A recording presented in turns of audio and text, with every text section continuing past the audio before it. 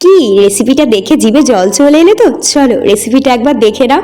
আমার গাছে কিন্তু এরকম লকলকে পুঁই পাতা হয়ে আছে, আমি সেখান থেকে বেশ কয়েকটা বড় বড় পুঁই পাতা তুলে নিয়েছি। সাথে কলে জলও পড়ছিল, সুন্দর ফ্রেশ করে পুঁই পাতাগুলো কিন্তু ধুয়ে নিয়েছি। ঘরে এসে আগে কড়াইতে তেল দিয়ে তেলটা গরম করতে দিয়ে পরিমাণ মতো বেসন, একটু গোলমরিচের গুঁড়ো, কালো জিরে দিয়ে দিয়েছি, পরিমাণ মতো হলুদ, লবণ, জিরের গুঁড়ো, ধনের গুঁড়ো, একটু কাশ্মীরি লঙ্কার গুঁড়ো, পরিমাণ মতো হলুদ লবণ দিয়ে একটা বেশ ভালো করে ব্যাটার তৈরি করে নেবে। ব্যাটারটা বেশি পাতলা করবে না, একটু গাঢ় করবে। তারপরে কিন্তু প্রত্যেকটা পুঁই পাতা এভাবে তোমার ব্যাটারটার মধ্যে ডুবিয়ে নেবে।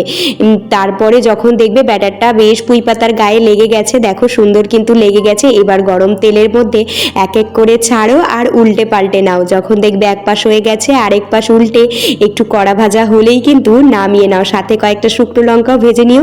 গরম ভাতে ওফ জাস্ট জমে যাবে, একদিন ট্রাই করে